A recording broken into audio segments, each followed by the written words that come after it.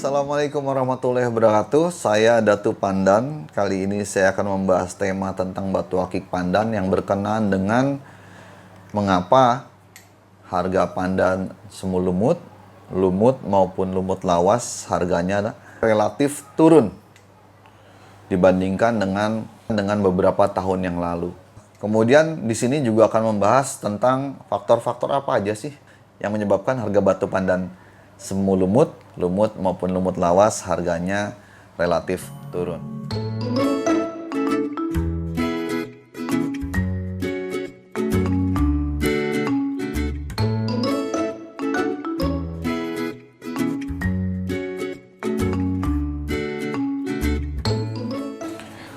Tujuannya adalah dengan mempelajari, dengan membahas, mengetahui serta mempelajari hal-hal ini. Diharapkan kita bisa mendapat pelajaran, kemudian kita bisa minimal menstabilkan harga pandan semu lumut, lumut maupun lumut lawas untuk tetap bisa bertahan di angka yang tidak terlalu murah gitu, katakan seperti itu. Kalau memang tidak bisa semahal kira-kira 2 atau 3 tahun yang lalu.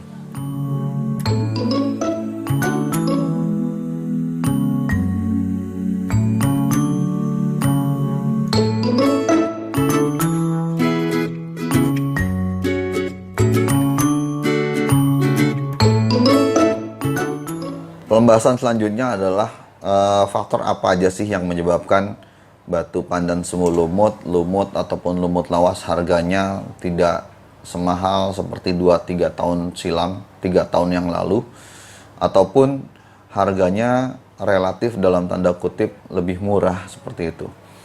Faktor-faktor yang menyebabkan diantaranya satu, karena adanya ketersediaan bahan baku yang begitu melimpah. Apa saja yang saya kategorikan sebagai kategori bahan baku dari batu akik pandan semu lumut, lumut maupun lumut lawas.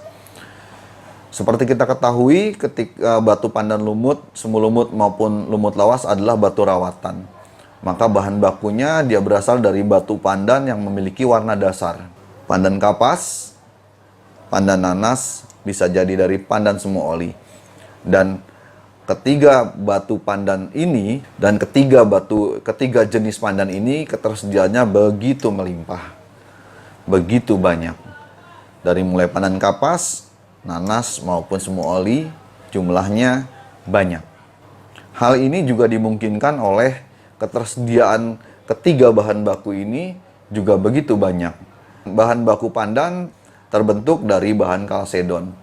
Seperti kita ketahui, bahan kalsedon jumlahnya begitu banyak. Banyak daerah yang menghasilkan batu-batu kalsedon. Katakanlah Lampung, Bengkulu, Sukabumi, Pacitan, kemudian di Maluku, di Obi, itu penghasil kalsedon dalam jumlah banyak. Jadi ketersediaan bahannya juga banyak, sehingga akan mempengaruhi itu. Bahannya banyak, kemudian akan menghasilkan batu pandan kapas, nanas maupun semu oli juga yang banyak. Efeknya akan membuat batu semu lumut, lumut maupun lumut lawas ketersediaannya juga akan menjadi banyak.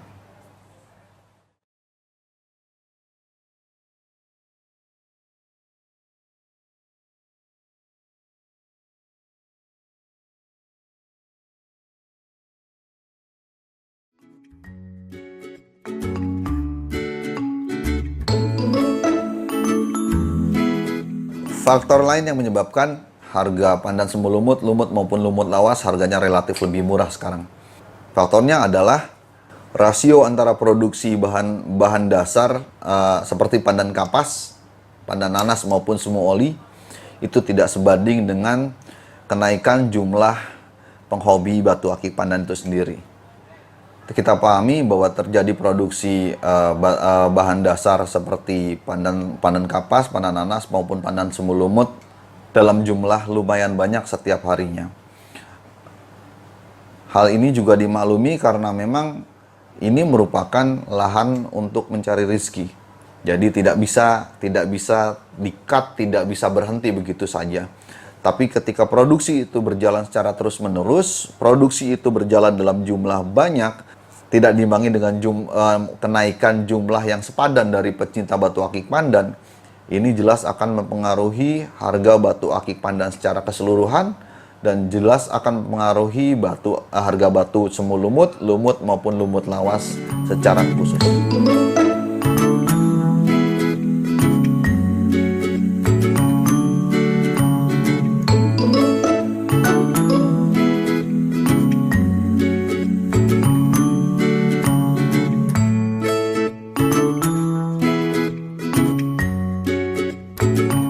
Hal ketiga yang menjadikan harga batu semu lumut, lumut maupun lumut lawas menjadi relatif lebih murah sekarang adalah bahwa rahasia rawatan, katakanlah formula rawatan dari batu semu lumut, lumut maupun lumut lawas sudah bukan menjadi rahasia umum lagi. Sudah katakanlah banyak teman-teman pandan yang mengetahui rahasia rawatan. Saya ingat ketika tahun 2014 awal ada grup batu akik pandan, sehingga kita bisa kenal satu sama lain, teman di Bekasi, Tangerang, Depok, Jakarta.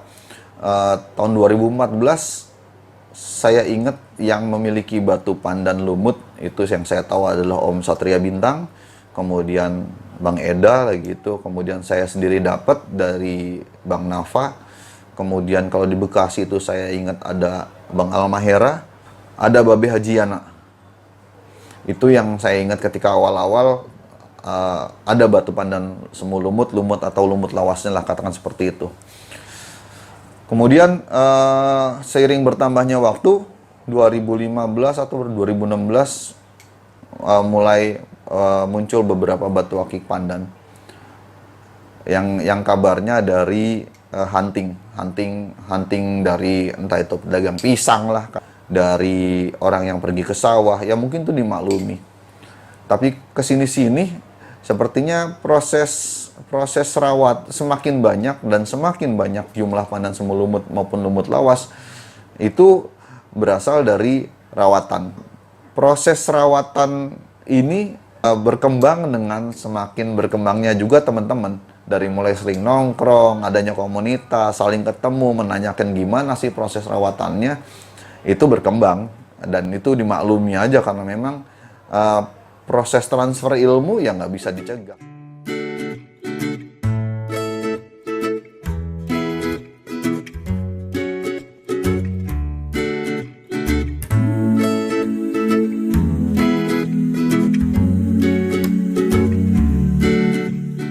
Hal lain yang ikut berpengaruh adalah ketertarikan dari teman-teman pecinta pandan untuk merasakan bagaimana nikmatnya merawat batu akik pandan. Jadi batu akik pandan ini bisa dikatakan sebagai batu rawatan. Batu akik pandan ini dikatakan sebagai batu yang bisa berproses. Itu sudah kita ketahui semua. Dia bisa berubah dari warna dasar menjadi warna satu tingkat di atasnya, entah itu semu lumut, lumut ataupun lumut lawas. Buat saya, proses rawatan ini benar-benar sesuatu hal yang nikmat, gitu. Jadi kita lihat, kita gosok, katakanlah kita pakai dan melihat perubahan dari warna dasar menjadi warna yang lebih gelap, warna dasar menjadi warna yang semu kekuningan, warna dasar yang menjadi warna semu kehijauan, itu asik banget. Dan step by step proses rawatan inilah yang membuat pecinta pandan juga sebenarnya menjadi semakin banyak, menjadi lebih banyak. Ketertarikan pandan ini justru ada di sini. Tapi dampaknya adalah ketika itu dilakukan oleh banyak orang, ketika itu dilakukan oleh semua teman-teman pecinta pandan, ya otomatis jumlah batu akik pandan seperti yang saya bilang tadi di pembahasan sebelumnya menjadi lebih banyak gitu. Ketika jumlahnya mulai banyak, mulai yang tadinya merawat ya jadi dijual, merawat menjadi dijual. Efeknya adalah ketika semua pecinta pandan melakukan itu dan jumlah batu akik pandan semu lumut maupun lumut lawas yang dijual semakin banyak, kembali ke hukum ekonomi, harganya akan relatif turun.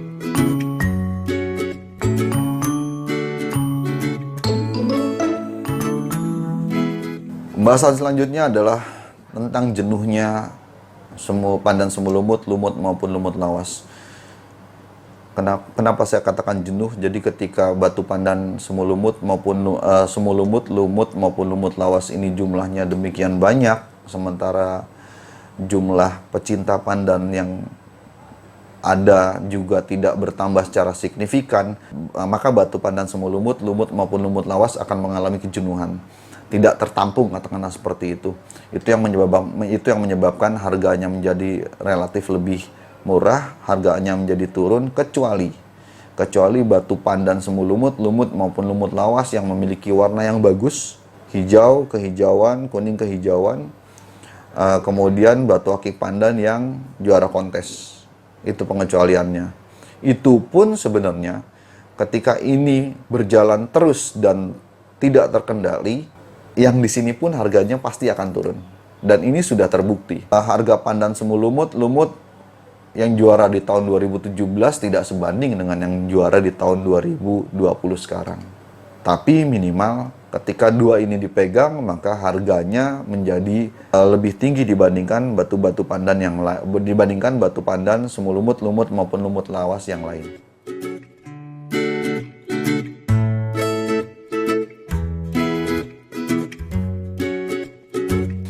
Oke, selanjutnya kita akan membahas mengenai solusi. Nggak fair juga ketika kita membahas sesuatu hal sebab, kemudian akibat, kita tidak membicarakan masalah solusi. Karena yang benar itu semuanya harus, karena pembahasan yang benar itu sebenarnya pembahasan yang memberikan solusi ketika di akhir pembahasan. Solusi yang bisa kita menyadari bahwa tidak mungkin menstop, tidak mungkin melarang teman-teman merawat batunya menjadi batu pandan semu lumut, lumut maupun lumut lawas, yang akan menyebabkan jumlah pandan semu lumut, lumut maupun lumut lawas menjadi semakin banyak. Kedua, kita sadari juga nggak fair jika kita melarang teman-teman untuk saling berbagi ilmu pengetahuan tentang pandan. Termasuk salah satunya adalah saling berbagi ilmu cara merawat batu semu lumut, lumut maupun lumut lawas. Nggak fair kalau kita melarang hal tersebut. Maka solusi yang bisa kita lakukan adalah satu, ya kita nikmatin aja keadaan seperti ini.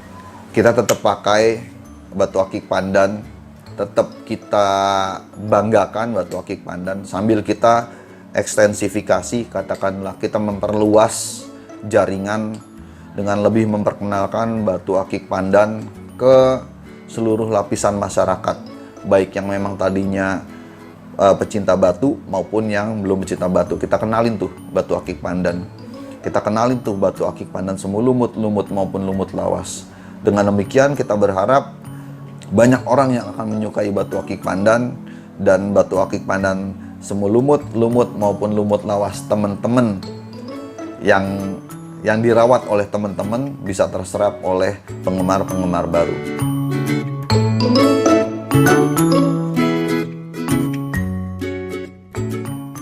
Sebagai catatan, sesuatu hal yang membuat saya miris sebagai salah satu pecinta pandan adalah tadi malam saya biasalah lihat-lihat Facebook, beberapa postingan, beberapa jual beli, saya tidak spesifikan itu apa, membandrol harga semu lumut, membandrol harga lumut di angka 10.000. Itu hak semua orang untuk hak setiap orang yang tidak bisa dilarang untuk menjual batu pandannya, untuk menawarkan batu akik pandannya, untuk melakukan proses jual belinya di angka berapapun. Tapi ketika dimulai di angka tersebut, coba tolong difikirkan lagi apa yang akan terjadi ke depannya kepada batu pandan semu, pada batu akik pandan semu lumut, lumut maupun lumut lawas. Saya tidak berhak menjudge di sini, saya hanya membuka wawasan teman-teman semua. Oke, demikian dulu dari saya. Selesai pembahasan ini, semoga bermanfaat buat teman-teman semua. Semoga membuka wawasan teman-teman semua, sekaligus membuka wawasan saya sebagai pecinta batu akik pandan. Saya akhiri, wabillahi taufiq wal hidayah. Wassalamualaikum warahmatullahi wabarakatuh. Salam pandan selalu di jari dan tetap semangat menggunakan pandan semu lumut, lumut maupun lumut lawas.